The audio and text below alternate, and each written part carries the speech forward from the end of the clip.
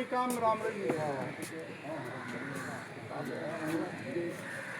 रला काही स्पून काय म्हणतात भरती दादू कोणी भरती म्हणजे कसं नाही आधा चम्मच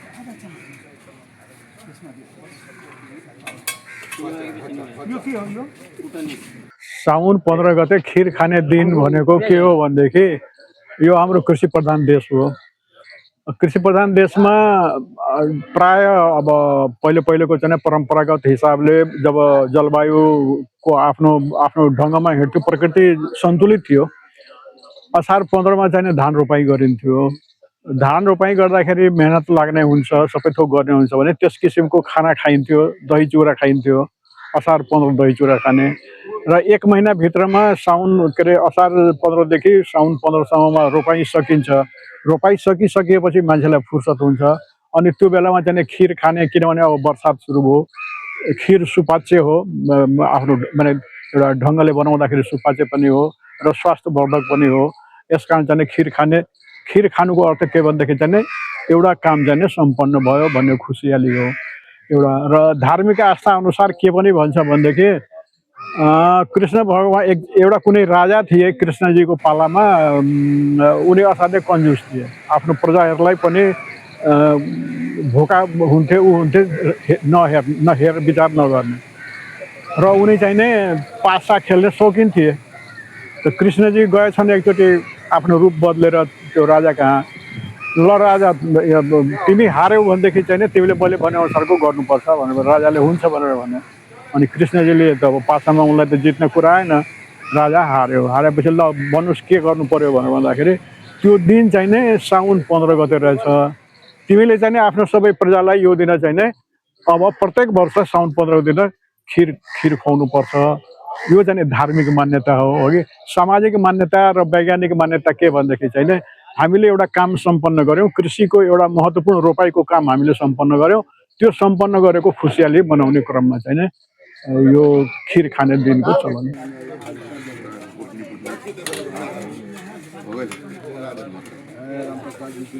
हामी नेपालीहरूको परम्परा अनुसार यो खीर खाने दिनको ठुलो महत्त्व छ। सर्वप्रथम त श्रावण महिना शिवजीको महिना र शिवजीलाई चाहिँ मतलब कि सात्विक भोजन गराउनु पर्ने भएको हुनाले आजको दिनको चाहिँ मतलब कि धार्मिक महत्त्व छ।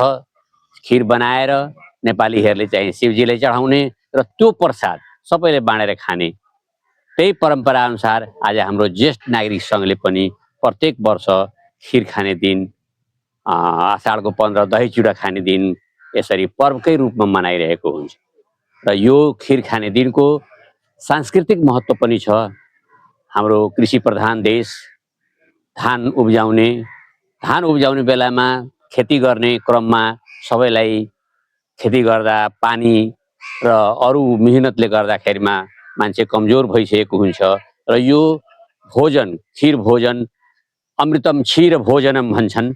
त्यो खीर भोजनले गर्दाखेरिमा चाहिँ मान्छेलाई तागत आउने, मान्छेको चाहिँ मतलब कि सद्बुद्धि आउने, यी सबै कुराहरू चाहिँ पनि भएको हुनाले यो खीरको ठुलो महत्त्व हो। र जे जति व्यक्तिहरू आउनु भएको छ सबैलाई चाहिँ म शुभकामना दिन चाहन्छु।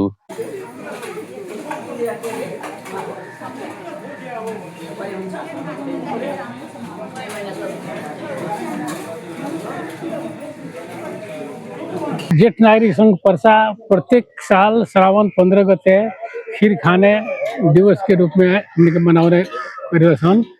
र खीर खाने के मतलब का भइल कि एगो बैलेंस डाइट भइल। र जितना भी लोग खेती में जितना किसान सबके जितना एनर्जी जो ह्रास भइरहेला ओकरा के फुलफिल करे खतरा यो खीर एगो हेल्दी रूप के डाइट भइला के चलते हमने के एगो खीर दिवस मनाइले सन। ओकरा में प्रत्येक आदमी जे आवला ओकरा के हमके खीर खिया के स्वागत करेले सन।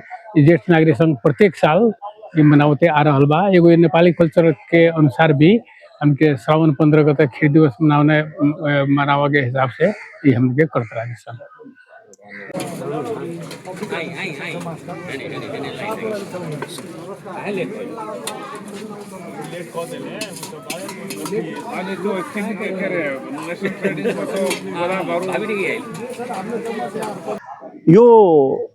मलाई त के लाग्छ भने म जन्म हुनुभन्दा अगाडिदेखि परापूर्व कालदेखि चाहिँ नि यसको परम्परा रहेको छ र किदवन्तीको हिसाबले यसलाई के भनिन्छ भने खेतीपातीहरूलाई सबै चिजहरू रोपिहरू गरिसकेपछि सारा चिज गरेपछि त्यसमा चाहिँ नि अलिकति शक्ति आओस् हैन एउटा भाइचाराहरूको चाहिँ नि जो किसानहरूले चाहिँ नि बसेर सबै चिज रोपी गरिरहेका हुन्छन् त्यो सबै चिजलाई चाहिँ नि एउटा शक्ति प्रदान गरोस् भन्ने हिसाबले चाहिँ नि यो साउन 15 गतेलाई चाहिँ नि खिर खाने परम्परा चाहिँ नि धेरै पहिलेदेखि नै आइरहेको मलाई चाहिँ नि मैले जानकारी पाए बमोजिम चाहिँ नि मैले हजुरलाई स्मरण गराएको छु।